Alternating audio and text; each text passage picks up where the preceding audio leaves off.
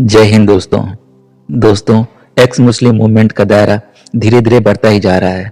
बहुत से लोग एक्स मुस्लिम की स्ट्रीम में आकर अपने अपने एक्सपीरियंस शेयर करने लगे हैं और अब तक के हर एक के एक्सपीरियंस से इस्लामिक कल्ट की गंदगी ही निकलकर सामने आई है। इस्लामिक कल्ट का पहला विक्टिम खुद मोमिन ही होता है और उसका परिवार भी जिंदगी भर इस कल्ट को झेलता है। फिर भी ये लोग अरबों के जहनी गुलामी को छोड़ने के लिए कतई तैयार नहीं होते हैं। अपने दीन को बचाने के लिए अपनी माँ, बहन, बेटी सबकी इज्जत के साथ खेल जाते हैं। औरतों के लिए इनके दिमाग में सिर्फ फितूर के अलावा कुछ भी दिखाई नहीं देता है।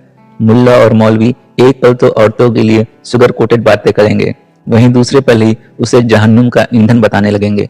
इस्लामिक कल्ट ने औरतों को हमेशा बच्चा पैदा करने की मशीन ही समझा है और आज भी मोमिन के सामने औरत सेक्स करने और बच्चा पैदा की मशीन करने के अलावा और कोई हैसियत नहीं रखती है।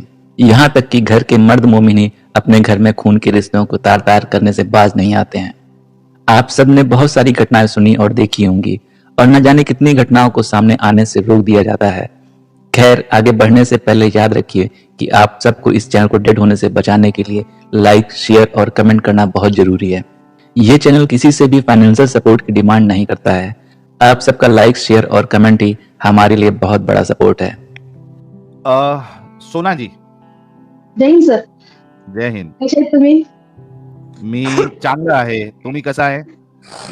मी कसा नाही, मी कशी आहे, मी कसा आहे. सॉरी मी खूप एक्साइटेड है म्हणून मी थोडंसं. सोना जी, ये ऐसी हो गया कि वो जैसे हमारे वहाँ पे बांग्लादेशी भाई लोग जो जुड़ते हैं तो वो लोग पूरा जेंडर के ऊपर नीचे कर देते हैं, उसी तरीके से जाकर मैं मराठी बोलूं तो ऐसी होगा, मैं लड़की को लड़का और लड़के को लड़की बना दूंगा. I am really sorry for that. Me Maharashtra police आहे. हाय हाय हाय हाय हाय हाय.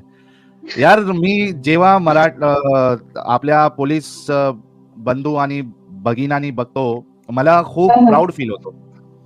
आय डोंट नो की काही प्रॉब्लेम असेल मुंबईमध्ये, काही महाराष्ट्रामध्ये, अख्ख्या कुठेही प्रॉब्लेम असेल तर कॉल करू शकता मला.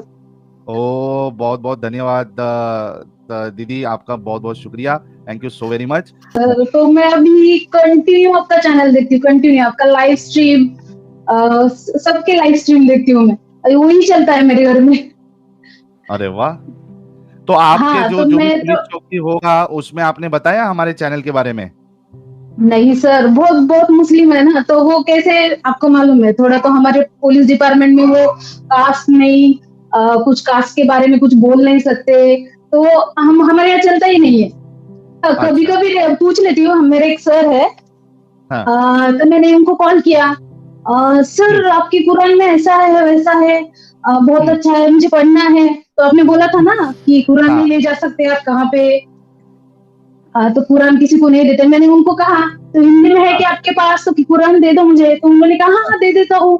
तो मैंने पुलिस स्टेशन में भी पूछा उनको कि आप कुरान देने वाले थे, मुझे पढ़नी है कुरान. तो बोले नहीं मेरे फ्रेंड के पास है, अभी दे देता हूँ. तो अभी तक मिली नहीं मुझे.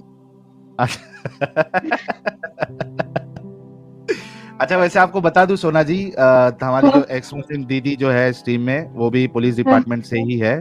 तो दो मैडम, हाँ, स्टूडियो में है. जी, थैंक यू. जय हिंद. मैंने सर, एक मेरी फ्रेंड है, तो वो भी पुलिस है. तो वो मुस्लिम थी, तो जो उसने इंटरकास्ट मैरिज किया था. ओके. तो वो फिर वो पुलिस स्टेशन में आती थी, तो जो घर में रहती, वो पुलिस स्टेशन में आती थी, तब वो गेट पे ही बिंदी निकाल देती थी. मैंने पूछा, अरे बिंदी क्यों निकाल दी तूने? तो बोलती थी, सर बोलते हैं ऐसा कैसा जमता क्या हमारे यहाँ, तूने किया तो किया, अब छोड़ दे उसको. तो ये सब चलता था उसका. तो ये तो बहुत ये तो तीन जने हमारे यहाँ जो पुलिस में है. मेरी एक फ्रेंड है, उसके पापा भी पुलिस में थे. ओके. तो उसने कहा कि मुझे लव मैरिज करना है पापा से. तो सर ने बोला, तू किसी भी लड़की को ले आ, किसी भी जात के लड़के को ले आ, मैं उसके साथ तेरी शादी करवा दूंगा. तो उसने कहा, मैं बहुत प्यार करती हूँ उससे, बहुत प्यार करती हूँ, ऐसा है वैसा है. तो अभी मैं कुछ दिन हेडक्वार्टर में गई थी. तो उसकी एक लड़की है, उसको लेके आई थी साथ में. ओके. वो पूरा बुर्का पहन के पहले मराठी में बात करती थी, अभी वो मेरे अम्मी जान मेरा बहुत ख्याल रखते हैं, उसका नाम हाँ। नेम भी चेंज कर दिया सर उसने, हाँ। पूरा नेम भी चेंज कर दिया, मैंने कुछ बोला भी नहीं पर। जी सोना जी, आप ड्रॉप हो गई थी। हाँ हेलो सर। जी सोना जी। हाँ आवाज येतोय का आता?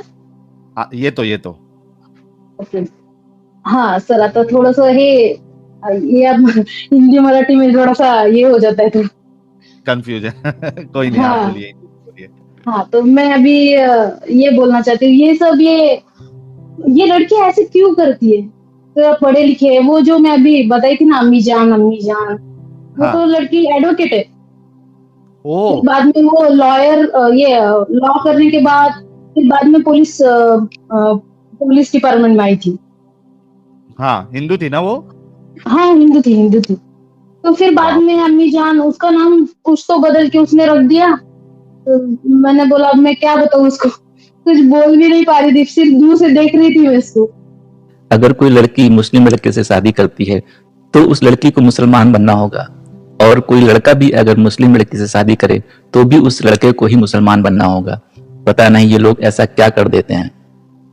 एक तो इसके पीछे डर है कि भाई जिसके पीछे सारी दुनिया ये छोड़ के गए हुए, वो कहीं छोड़ ना दे, उसको खुश रखने के लिए ये एक तो बिहेव है इस तरह का, और दूसरा एक्चुअल ब्रेन वॉश भी हुआ होगा, क्योंकि अच्छे भले आदमी को ये किसी का आवाज आ रहा है, म्यूट कर लो प्लीज। अच्छे भले आदमी को भी ये लोग ब्रेन वॉश करके जिहादी बनाकर लिटरली सीरिया और यमन उधर भेजते हैं लड़ने के लिए। तो यहाँ के यहाँ अम्मी जान भाईजान बोलने में क्या क्या टाइम लगेगा, आप बोलिए ना। हाँ सर, पर ये अब हम पुलिस स्टेशन में देखते हैं तो अब उनको समझ में आना चाहिए ना। तो ये लड़की आती है, हमारे पास तो बहुत केसेस आते थे, तो मैं एफआईआर, वो हमारे लिए थोड़ा सा ये अब कंप्यूटर पे हो गया है सब, तो एफआईआर के लिए औरत आती है ना, तो वो मेरे हस्बैंड ने ये की या दूसरी शादी कर दी, मुझे 3 तलाक दे दिए, तो ये चलते रहता है। पुलिस स्टेशन में आते हैं बहुत लड़कियां। तो एक केस आया था, तो मैं पुलिस स्टेशन में मेरी फर्स्ट टाइम पोस्टिंग हुई थी वहां पे, तो मुझे कुछ नहीं पता था उसमें जो वो प्रैक्टिकल जो होता है। तो एक 14 साल की लड़की थी, 14 साल की लड़की, वो जो कुरान पढ़ने के लिए जाते हैं, वो किसी के पास वो कुरान पढ़ने के लिए जाती थी, तो रास्ते में उसके रिलेटिव थे, कोई चाचा लगता था।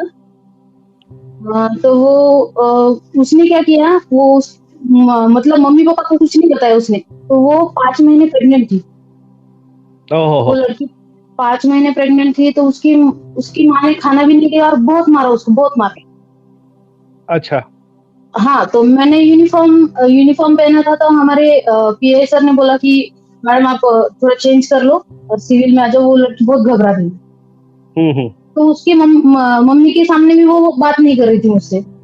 तो मैंने क्या किया, मैंने उसको लेके गई, उसने मेरे दोनों हाथ पकड़ लिए और बोली वो मेरे चाचा है, और वो चाचा ज्यादा उम्र नहीं थी, 20-25 होगा वो लड़का। तो वो क्या करता था, वो जाती थी 4-5 बजे, तो घर में उनका घर कुछ तो भी वो घर का कुछ काम चालू था उसके दूसरे घर में, उसके घर में वो अकेले रहता था।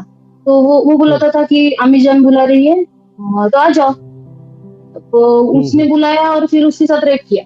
वो कंटिन्यूसली मतलब 3-4 महीने से कंटिन्यू चलता रहा। जब वो लड़की का पेट दिखने लगा, तो उसकी मम्मी ने बहुत मारा। तो वो पुलिस स्टेशन में जब लाए, तो वो लड़की बता रही भी नहीं, वो मम्मी उसकी वहां पे भी मार रही थी। फिर मैंने उसको साथ में बिठाया, जब उसने मेरे दोनों हाथ पकड़े और बोली कि फिर ऐसा किया मेरे चाचा ने। फिर मेरी भी फर्स्ट टाइम थी, और तो वो मैंने खाना भी नहीं खाया था। फिर मैंने दिन भर वही मेरे सिर में चल रहा था कि बाबा ये इसका चाचा है। फिर एफआईआर होने के बाद उनके सब फैमिली आ गए, फिर 2-4 मौलाना जो आ गए, और उन्होंने कहा नहीं आप सॉर्ट आउट कर दो। तो हमारे पीए सर ने बोला कि ये क्या मजाक चल रहा है क्या? नहीं, अब उसकी शादी उसके चाचा के साथ कर लेंगे। तो वो लड़की सब 14 साल की थी। तो पॉस्को में गया होगा वो तो? हाँ पॉस्को नहीं, तब हाँ पॉस्को लगा था। तो फिर बाद में उसके पापा भी बोल रहे थे कि नहीं नहीं अब एफआईआर नहीं करनी है, अब शादी करने वाले हैं। फिर वो लड़के को जब लॉकअप में रखे थे तो वो लड़का बोल रहा था नहीं ये लड़की है, ऐसी है, इसके साथ बात 14 करती, साल की इसके साथ बच्ची। बात करती। हाँ 14 साल की बच्ची। 14 साल की बच्ची, बराबर है। हाँ वो रो रही थी और बहुत रो रही थी, बहुत डरी हुई थी। वो क्या बोलता था, मैं तेरी वीडियो बनाऊंगा, मेरे फ्रेंड है उनको बताऊंगा, तेरे मम्मी पापा को बताऊंगा, तेरे मम्मी पापा को मार डालूंगा। वो डराता था वो लड़की। इस तरह की घटना तो मुस्लिम समाज में आए दिन होती ही रहती है। यहाँ तक कि सगा बाप भी अपनी बेटी पर बुरी नजर डालने से नहीं चूकता है। ज्यादातर मोमिन के दिमाग में सलवार और तलवार ही घुमा करती है। ये लोग तो बकरियों को भी नहीं छोड़ते हैं। वो बताने के बाद वो सब क्या होता है, फिर कैमरे के सामने वो सब मुझे पढ़ के बताना पड़ता है कैमरे के सामने, ये सच है, ये सच है। तो वो बहुत ही मुझे अब वो ये दिन भी याद है, मुझे वो डिटेल में याद है। मैंने खाना भी नहीं खाया था, मेरे मम्मी को बता रही थी मैं, ऐसे ऐसा हो गया या ऐसे लोग हैं, बाद में सॉर्ट आउट कर दो बोल रहे। अपने बच्ची के साथ होने के बाद उसके पापा बोल रहे। ये यहाँ पर इनके एक तो दिमागी अपंगता एक है जो उन्हें आगे का नहीं सोचने देती। दूसरी चीज अब होगा तो फिर क्या करने का, खानदान की इज्जत, बाप का नाम, ये वो ये सारी चीजें उनके ऊपर हावी रहती है। तो हाँ पर सर वो लड़की को कोई भी नहीं देख रहा, उसको पूछ रहा भी नहीं। वो लड़की 5 महीने की प्रेग्नेंट और उसको चक्कर आ रहे, माँ ने उसके खाना भी नहीं दिया, तो मैंने उसको खाना खिलाया। सोनाताई वो ये प्रॉब्लम वो लड़की का नहीं था, यहाँ पर प्रॉब्लम जो है ये पूरा इस्लाम ही महिलाओं की किसी भी तरह की इज्जत करना, आदर करना नहीं सिखाता। और इसके ऊपर हमने कल एंजल सिस्टर के चैनल पर पूरी स्ट्रीम करी थी कि इस्लाम ने महिलाओं का किस तरह सम्मान बढ़ाया। तो एक मोमिन आकर एक पॉइंट नहीं बता पाया, पूरे 3 घंटे की स्ट्रीम थी कि भाई हमारे इस्लाम ने ये महिलाओं के लिए दिया हुआ चीज है। आप सोच सकते हैं, समझ सकते हैं, इस्लाम ने औरतों को पैर की जूती के नीचे रखा है। हाँ तो सर वो तो बच्ची थी ना, कुछ कह रही थी। मैं एक बात बोलूं, आपने जो पूरी केस बताई है ना सुल्ताना सिस्टर जी, देखो यहाँ पे बच्चे होते हैं 14 इयर्स को हो, अंडर 18 ही है। तो बात यहाँ पे ये आती है, चाहे वो कोई भी धर्म की हो, कोई भी रिलीजियन की हो। और रही बात, हम लोग जानते हैं ये एज होती है, अडल्सेंस वाली एज होती है, सेक्सुअली ज़्यादा ही एक्टिव होते हैं। तो इनको सही गलत की दिमाग में चलता नहीं है, ये अपने हार्मोन्स के हिसाब से चल जाते हैं। और साथ ही साथ इनके साथ अगर कुछ बुरा हो रहा है ना, तो ये लोग घर में नहीं बताते। कारण ये है कि उसने नहीं बताया था, उसकी मम्मी भी बहुत मार रहे थे तो कुछ भी नहीं बताया उसने। मैं जानती हूँ, मैं समझती हूँ। तो बताते नहीं है, कारण ये है कि फ्रीडम नहीं मिलती। कोई प्रॉब्लम है मेरी लाइफ में चल रहा है, ये लोग बता नहीं पाते हैं, क्योंकि यहाँ पे पेरेंटिंग हुड ठीक से नहीं होता। जिस घर में पेरेंटिंग नहीं होती है ठीक से ना, उस घर में बच्चे इसी तरह बिगड़ जाते हैं। मतलब अपने लाइफ में कोई भी प्रॉब्लम आती है बताते नहीं। अब इस प्रॉब्लम क्या है पता है, इस बंदी के साथ ठीक से जस्टिस इसलिए नहीं मिलेगी क्योंकि इसके साथ जो भी करतूत हुई है खुद के घर के लोगों से, जो एक चाचा आप कह रहे हो ना, तो ये घर बाहर पता चलेगी तो इस्लाम की थू करेंगे। तो इसीलिए बाहर के मुल्ले हो, मुफ्ती हो, ये सब लोग चाहेंगे इस केस को यहाँ दबा दिए और इसके ऊपर कोई केस ना फाइल करे। वैसे इस पे पॉक्सो एक्ट फाइल की जाएगी 2012 के हिसाब से। तो अब यहाँ पे आप और मैं अच्छी तरह से जानते हैं, पॉक्स एक्ट फाइल करने से इस्लाम की कितनी तौहीन होगी।